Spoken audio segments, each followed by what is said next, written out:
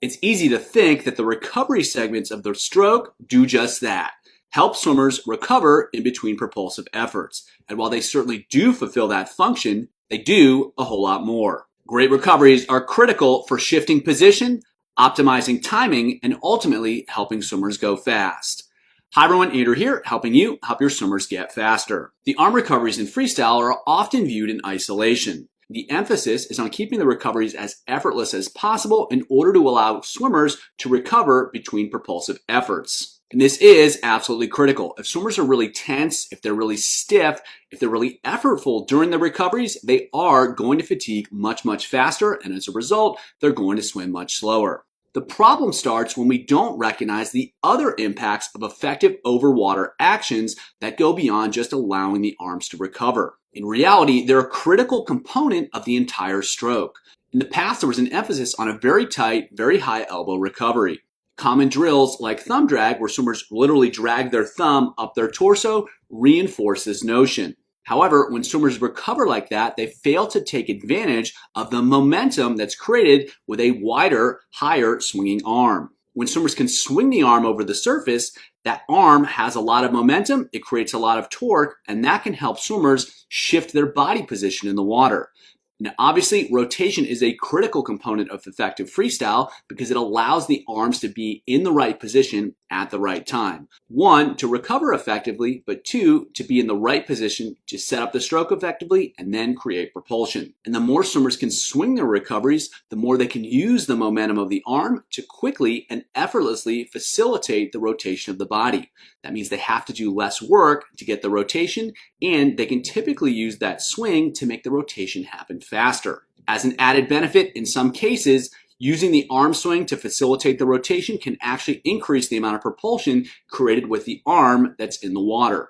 And so for all these reasons, freestyle arm recoveries have moved to a little bit more of a swinging action, one that's a little bit wider, it's a little bit more open, and most of all, it allows swimmers to use momentum to throw their body down the pool, to facilitate rotation, and ultimately swim faster. Let's take a look at elite swimmers making it happen. So if we watch these swimmers here, what we'll see is that the arms are swung wide to the body. And you can definitely see that in the swimmer in the middle. You can see the recovery right there. The elbow is not super tight to the body. The hand is not super tight to the body. It's swinging out wider. And then watch what happens with the rotation. It comes and then boom, she quickly switches to the other side.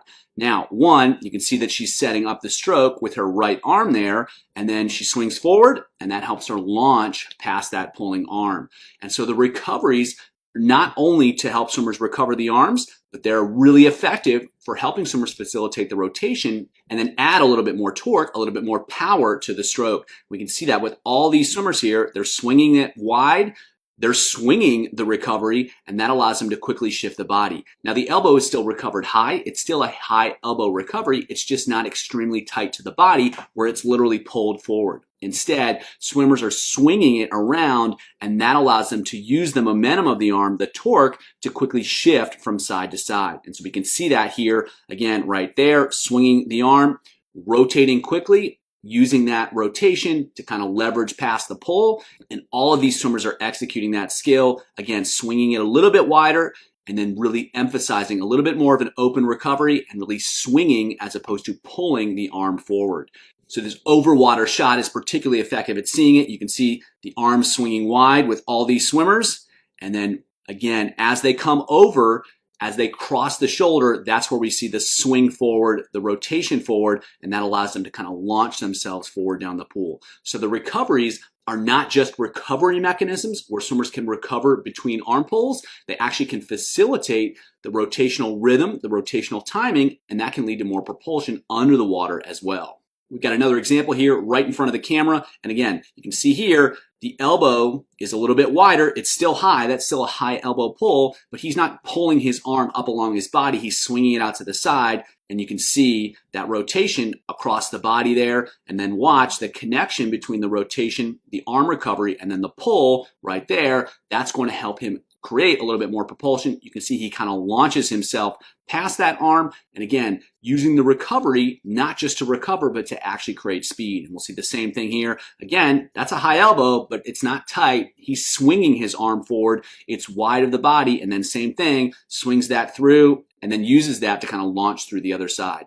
Again, swinging here, and then swinging across there. So same skill set, slightly different swimmer, slightly different angle, the same principles are at play. We can see the same thing when watching under the water. So if we watch the swimmer right in front of us, swings forward with that right arm, and then you can see the quick rotation that's coming upon entry as she swings across, and then watch, that's timed with the application of pressure on the pulling arm, and you can see she kind of launches forwards, launches past that, and then same thing here on the other side. So she comes forward, swings forward with that arm, the arm enters, and that kind of helps her rotate through as she's pulling through.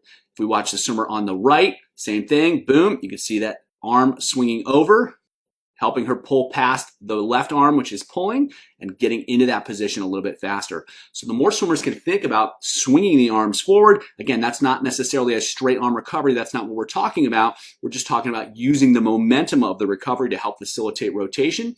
It's going to be a little bit more open. It's going to be a little bit more wide as opposed to a really tight traditional high elbow recovery, and that allows swimmers to leverage the momentum they're creating when they swing to help facilitate the rotation through. And again, that can have a positive impact on what's happening under the water as well. Now, these same dynamics are going to be seen in shorter races, especially 50-meter races.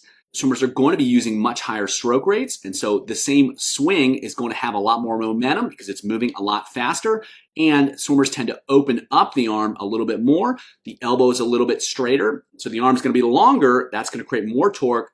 Swimmers are going to get more momentum, and that's going to have a bigger impact on the rotation of the body. And we can see that here with the really big rotations that are happening as swimmers swing forward and then swing into the water. So all the swimmers here, you can see as they come over the top and the arm moves forwards, everything comes from the shoulders too, and then swimmers are quickly and aggressively getting those arms into position, and they are using and creating a lot of momentum, a lot of torque, and that's helping them get through those rotations quickly so they can be in position right away, right where they need to be at the right time, and they can use that torque to help create more propulsion under the water, get a little bit more stroke rate without sacrificing any of the stroke length.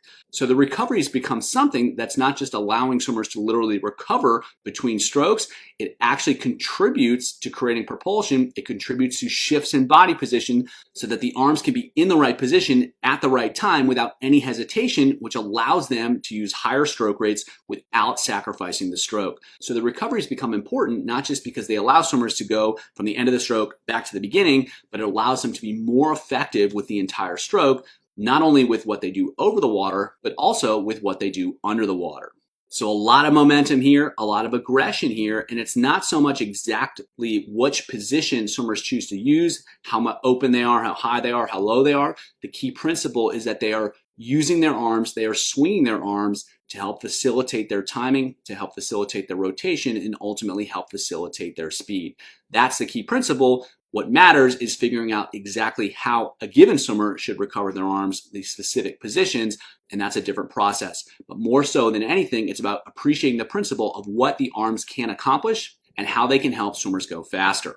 Now, if we look under the water, we can see the impact of those recoveries. Arm swings in, and there's that quick switch to the other side. Immediately, he's in position to create propulsion, and then same thing on the other side. And as the arm starts swinging over, right about here, you can see the rotation starting to happen, and that's allowing him to be a little bit more effective with applying pressure under the water, and then especially at the finish, it allows him to maintain a really high hand speed. This is particularly important in sprinting because when one arm enters, swimmers need to be on that side in order to set up the stroke effectively, and at the same time, they need to be on the opposite side to allow the hand to quickly exit. So the more swimmers can get into those positions very quickly by swinging the arms aggressively, the more easily they're going to be able to get right into the stroke. They're going to be able to create more propulsion sooner. They're going to be able to create propulsion more effectively.